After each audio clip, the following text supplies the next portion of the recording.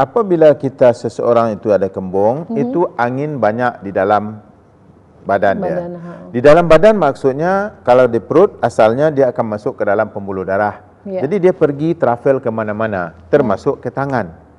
Jadi ketika darah itu di dalam pembuluh darah yang sudah sampai ke kita punya muscle itu, otot itu, jaringan, bahasa kitanya jaringan itu, maka dia akan memerahkan sekeliling telapak tangan dan telapak kaki dan segala macamnya.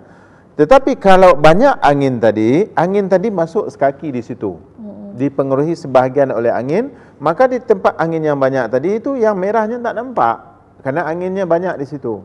Jadi tidak merata. Jadi saya bisa juga menyatakan bahawa tangan bapak ni kadang-kadang mungkin agak cepat penat kalau bekerja, karena oksigennya itu kurang.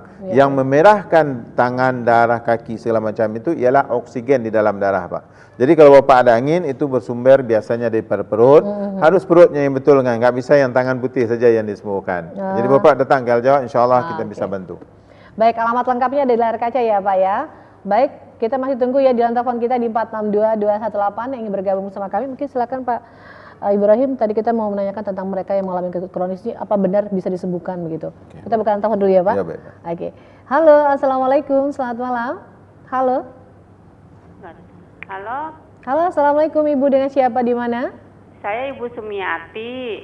Bu Sumiati di mana? Saya di Batam, Bu. Silakan Bu Sumiati. Iya, ini saya mempunyai penyakit, awalnya stroke. Stroke? Iya. Baik. Kemudian? Sekarang kaki saya bengkak-bengkak.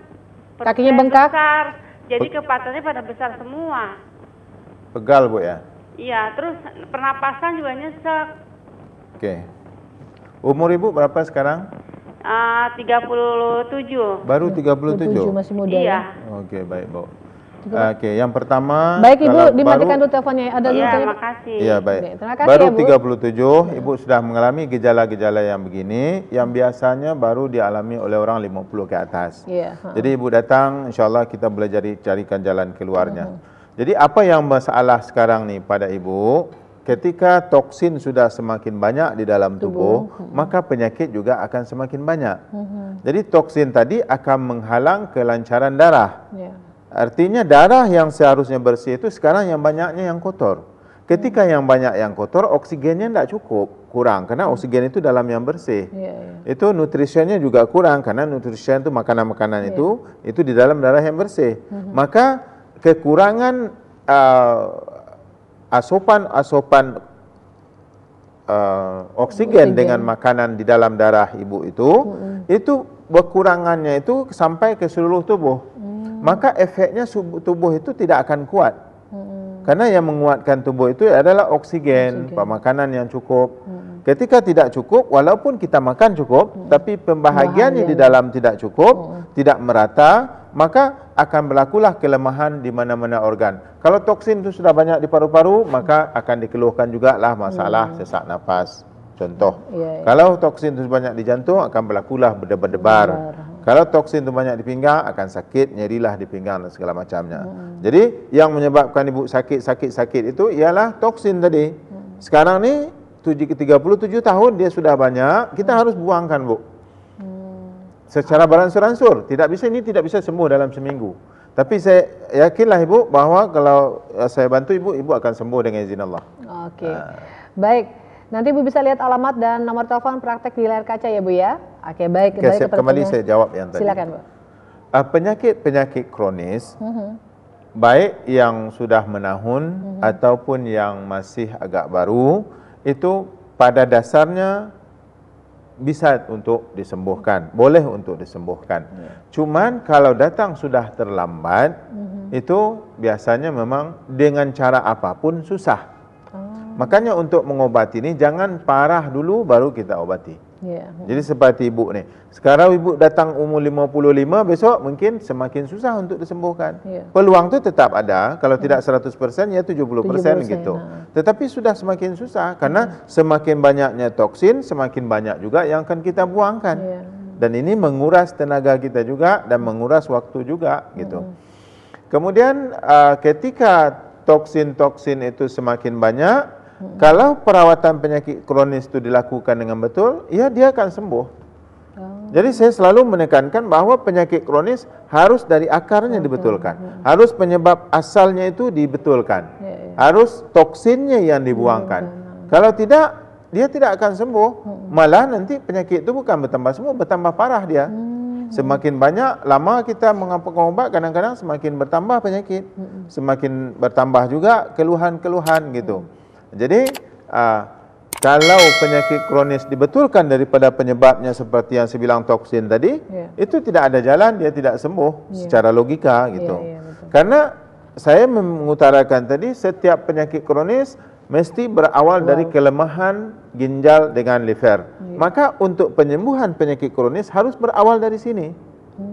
Kalau tidak ini yang kita lakukan, pergilah ke mana-mana pun. Nanti balik beritahu saya. Bukan setahun, pergilah 2 tahun. Dia tidak akan sembuh karena dia salah dalam mengobat itu. Ada tadi datang sore ke tempat saya, itu dia sakit sudah 5 tahun. Tak putus dia berobat. Tapi penyakitnya bukan dinyatakan dirasakan tambah baik, tapi tambah parah. Ketika saya selidiki, oh ini sebenarnya perawatannya ibaratnya jalan.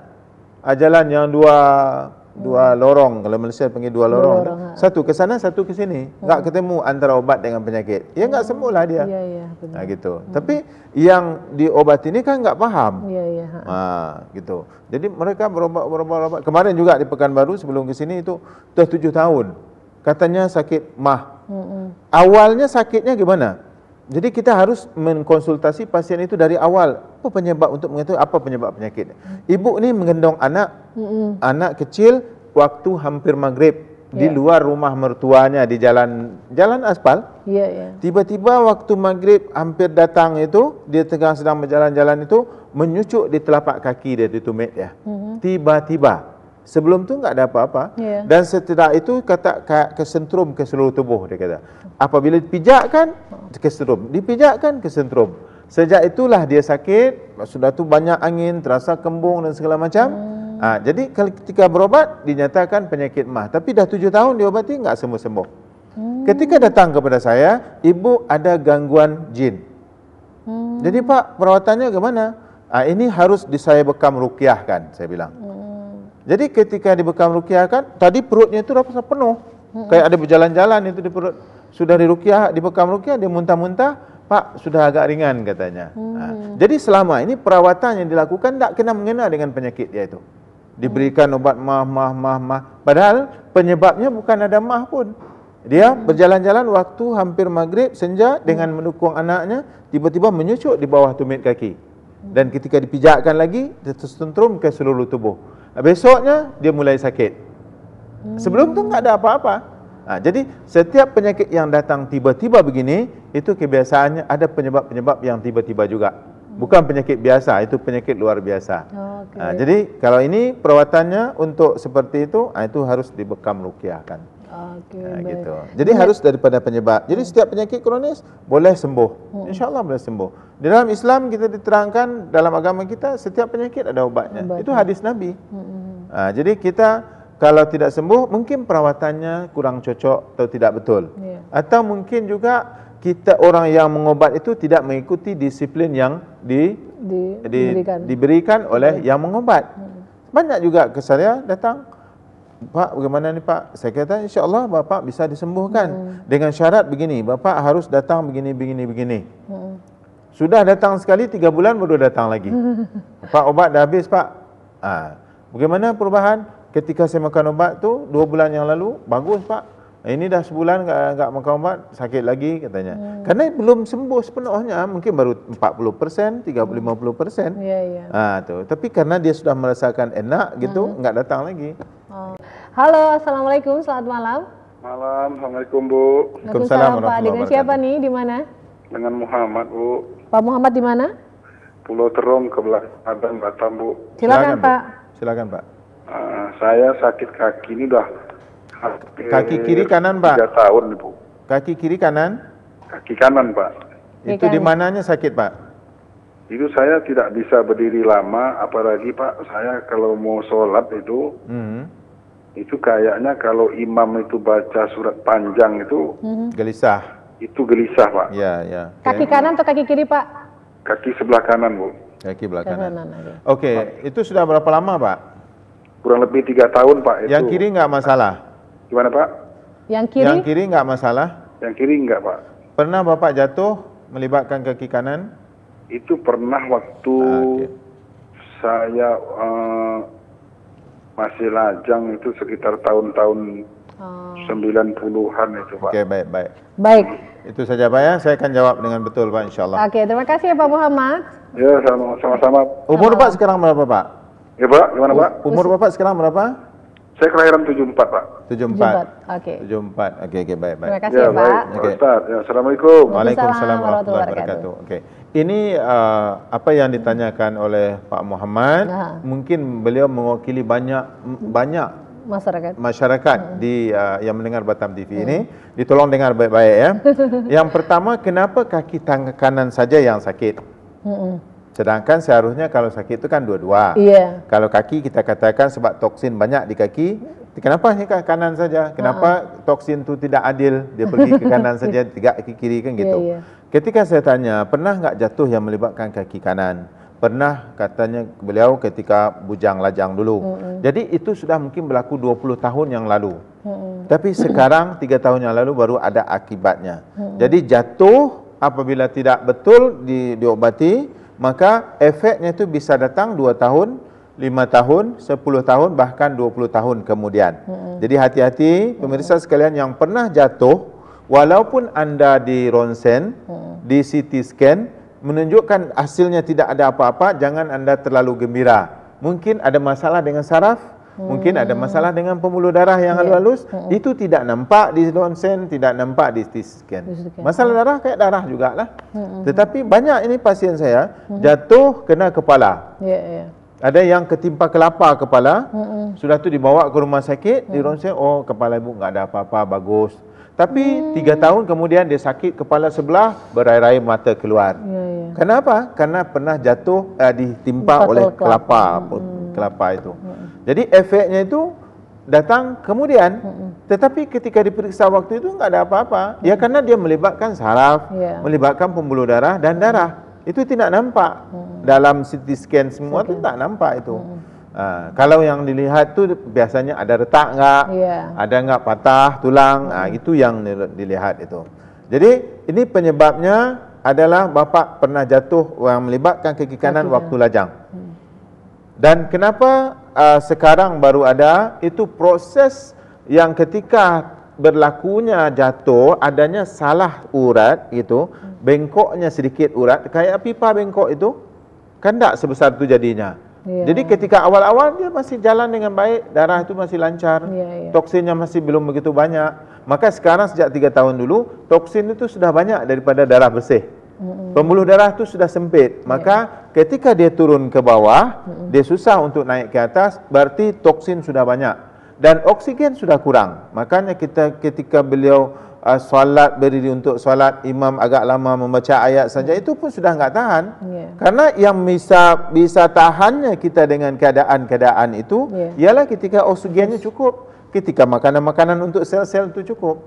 Nah, maka cara yang terbaik sekarang kalau datang ke Al-Jawad, Pak Muhammad, kita akan betulkan dulu jatuh yang 20 tahun dulu tu.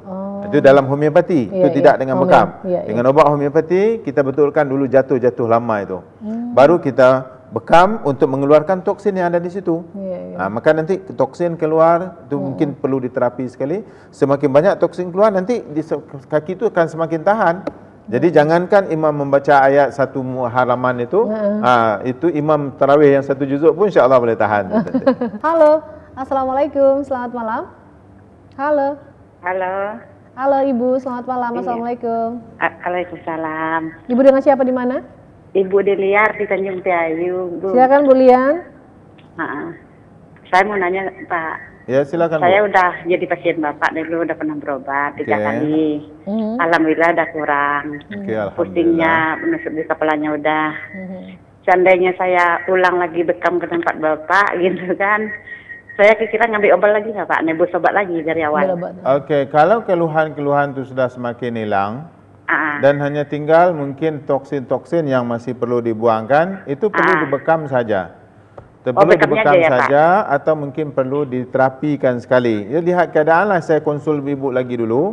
Oh iya. Ketika kita konsul nanti kan kita nampak apa yang perlu dilakukan lagi. Iya Pak. Jadi kalau hanya tinggal sudah banyak yang ada perubahan, itu mungkin bisa dibekam saja. Semakin bersih darah, ibu akan semakin enak nanti, akan semakin Pak, sehat ya, rasanya gitu. Iya, oke, makasih banyak ya Pak. Ya baik Bu. Ya terima kasih Bu ya. Selamat malam, semoga cepat sembuh ya Bu.